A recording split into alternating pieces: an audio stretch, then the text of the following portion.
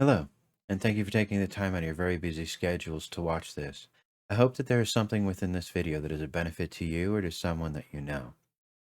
Please like, subscribe, share, leave a comment down below, as I am open to conversation. I want to say thank you to those who follow me on minds.com as well. Things have been going very well there, and I hope that they continue, as well as the growth of this channel in being able to help share the principles and concepts that are here within. On that note, I want to say that I know I've mentioned about me being a network marketer in the past, and I often make references to it because it is the most common occupation that I have now. Other than my other small businesses that I own, the network marketing is the main one. But the concepts and principles that I speak about here can be applied to anything, whether you work in the corporate world and want to be a cog in the machine and advance your career, whether you own your own small business, that if you take some of the principles and concepts that I discuss here and you apply them to your small business would mean an increase in your profits. Or, if nothing else, because you're more relatable to the employees, it does denote a increase in production, both for corporate and, of course, small business. And, of course, it works great if you're a network marketer to use these as principles and concepts as well that I'm sharing. So it's a benefit if you're just looking also as well to aspire to be better in your business or get better in the effort of sales. In my other videos, I do intend to be of help if you choose to use it. So at this point, I also want to make a quote by Zig Ziglar. You're either in sales or in service to sales. So with that principle kind of in mind, I want to go ahead and discuss today's rather large topic, which will probably result in two different videos. I wanted today to talk about servant leadership, or the basic concept of it, and some of the principles that go into servant leadership. Servant leadership is a management style that prioritizes teams' growth and well-being over the organization's leaders or ambitions. Unlike traditional leadership, which is a top-down authoritarian type of ruled by, and there's several different types that we'll look at as things progress of the different types of leaderships that are out there. But this is a good one I thought to start with. Servant leadership focuses on coaching and developing individuals, not just achieving the goals of the organization. A concept many of the founding fathers had when they conjured the ideas of American Christians that are an imperfect being, and we are here to strive to be better than we currently are and carry forth with the will of God. Companies look at employees as cogs in the machine who exist solely to help the organization advance in its goals.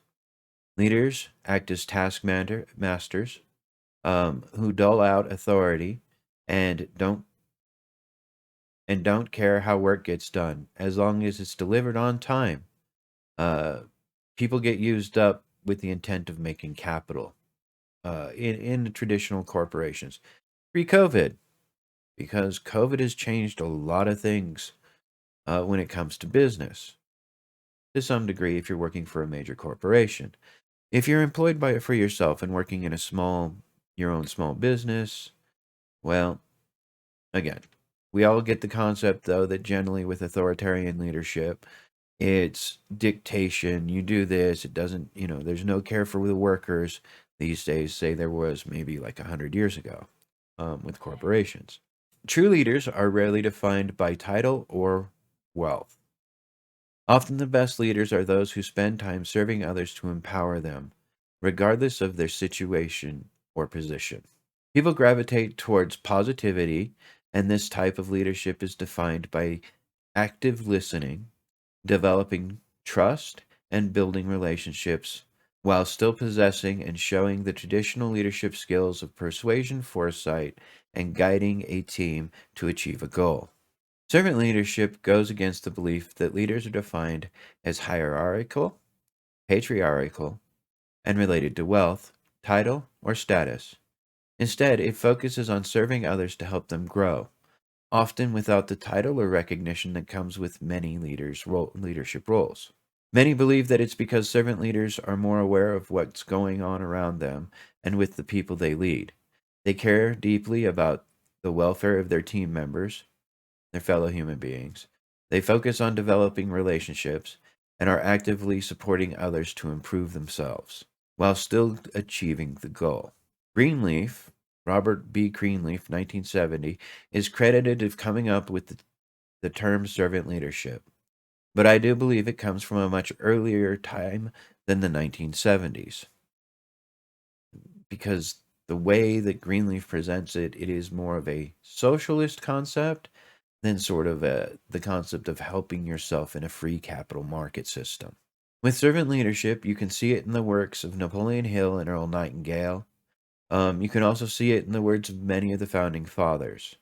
The New Testament is the message of the servant leadership as well. Although, again, a lot of people like to credit Greenleaf with the terminology of servant leadership, the concepts obviously are not new. In the New Testament is the message of servant leadership as well. However, with Greenleaf came a simple philosophy of I serve because I am the leader. I am the leader because I serve. It's kind of the saying that came with it. It is also a different idea for sales as well, in much the same form as the same idea can be used of to serve others, to serve man. We all know that old joke. So when Greenleaf presented the concept in the 70s, he had, I believe it was 10 principles. We're going to kind of take a look at some of them, with the first one, of course, being active listening. And you must understand the difference between hearing and actually active listening. By being focused on developing your communication skills, and by actually listening and communicating with the other people and getting feedback from them, etc. You'll know if you're practicing listening properly, if you're able to process what was said and then apply it to the situation at hand. Again, often, okay, so you've told me this, okay, then go do it, or I'll go do it. But or okay, you said this particular thing is a problem. Let me listen to you. We'll go ahead and we'll see if we can take care of it. That's all, as opposed to just hush and deal with it because that's the way it's done. So there's some active listening. The next one he also said was empathy. And in this step is about building trust and letting followers know that you're their equal. Which, again, I mean, if you're looking at it from a free capitalist market concept or others, you really are. We're all equal. Doesn't matter. We're the same people. This person just happens to be in a position of leadership because they have experience or they are good at helping lead other people to an achieved goal. You are showing through your actions that there is no hierarchy, that you're equal, and you're all in it to get to the goal together, that you're choosing to go through it with them. As I remember one of the jobs I had at a bank once. It was always, where, granted, it was the data center. We're in the back. Calls a Lundy, if you know what that is. Okay, great. But the management always seemed to be in their own office. Yeah, I'm sure they had their own tasks, but they never seemed to actually be involved with the rest of the employees. And absence of that sort of empathy that they are all, as a collective, it sort of felt like us, and then you had the management as separate. And this is where they're trying to, just listen to him, have conversations with him, etc. Not that he didn't, it's just there was that felt detachment. And this is more of an encouragement of that lack of, well, I'm management and you guys do your thing and I do my thing and you have no idea what I do. And in the corporate world, there is some understanding for that. But a good leader also occupies all the positions of the people he, or should have occupied all the positions of the people that he is leading, to also understand what that job or task would require of them. The actions developing trust naturally through empathy, and you demonstrate that you are their peer, that you're human, and that you want to support them. So there is that's where empathy would come in. The third one he talked about was healing. And at this point, it's time to turn and look inwards on yourself. This particular stage or principle touches on personal development to make sure that your sound mindset in order to start leading and uh, giving to others. Some of the key areas that you want to focus on is your work-life balance. Are you spending too much time at your work and not enough time with your personal life, or are you able to are you too busy at work spending all your time on your cell phone? If that's the case, you are not going to be able to find yourself in a leadership position either.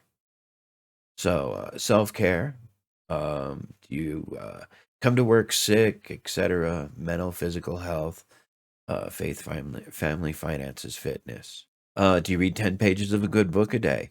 I have several books. I'd like to, I will be making a quick episode, or they're never quick, but I'll be making an episode talking about the differences. Well, three good books a day to read. And if you have the chance to read them, do so, and how that will improve uh, situation and things for you. So, if you're not healthy or properly taking care of yourself, then how can you take care of others as well and help again? Because part of the idea of servant leadership is to not just guide them and help lead them to the achieved goal as a group and a collective, but would be to help inspire them to be a little more competitive, advance themselves, or grow themselves, aspire to be better themselves as a person. Yeah, so you must take the time to get to a healthy point, both mentally and physically. And then you're ready to serve and to give. So, again, in the ability of helping others achieve your goals, you'll help achieve your goals. The more people you help achieve their goals, the more you'll help achieve your goals. With that, I want to take a point to say this is a good spot where, like Napoleon Hill would point out, that the blessings you receive from helping others doesn't necessarily come from the source of helping the people.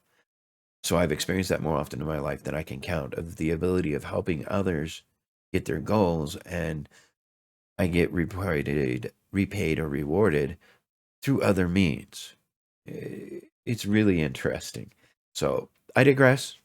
The fourth principle that he's talking here is awareness. This is focusing on the well-being through self-reflection. As a servant leader, you may be aware of what happens around you with your team and the future threats and opportunities. Any good leader should at least be forearmed of such things that come up and how to be able to exploit them for your team. You also need to be self-aware, and to be the best leader, you need to understand that your values and who you are. So your ethics come into play, sort of in awareness. Are your ethics and morals aligned with that of what should be your core beliefs? I really recommend, again, I'm a big fan of Christianity and American Christianity, or Christian America, because you kind of can't have one without the other because of the codes and morals and ethics set forth by the Bible. So when you think about it, it's kind of, the Constitution really is anyways, to basically quickly surmise, the Constitution, when applied with certain ethics and moral codes that the founding fathers had as well, it is a much bigger, thicker document than just a piece of paper. Anyways, it's a belief. So, before I sound like a madman, to be the best leader, you need to understand your values and who you are. You need to spend time reflecting on your goals and how to bring them with you on your journey to make sure that everyone is still open and giving to their best capacity. See, the terminology of this, the way this had been written and put together, is very socialist. You can't be an effective leader if you haven't taken the time to understand your own motives and goals. This is also a good point where I could point out, it's a, there are some people I read and follow who would take once a year to evaluate their goals, make sure that they're up in line. Me, I do it about every 3 months. I look and I see where I'm at. Do I need to reevaluate my goals? and set them for higher, or am I on target to hit whatever goals I have set? So it's really good to take the time of reevaluating your goals. And in here, they're saying, well, are your motives, what's driving you to do what you're doing? Are they in line? Now, as far as everybody working to their capacity, again, that means production. We want people at their best production or productivity levels. So again, but if they think they're part of a team, they are more likely. So the awareness also would account to not just yourself, but being kind of aware of your team. Are they all able to give at their highest potential? So with that, I'm at number 4, and I want to say thank you very much for taking the time out of your very busy schedules to join me. I hope that there is something in here that is a benefit to you or to somebody that you know, and that you're able to use it. Please like, subscribe, leave a comment down below. I'm open to conversation. Oh yeah, and share. And for those on Minds, thank you very much. Um, I hope that the growth of my channel continues. And with that, I want to say thank you very much, and have yourself a very beautiful day.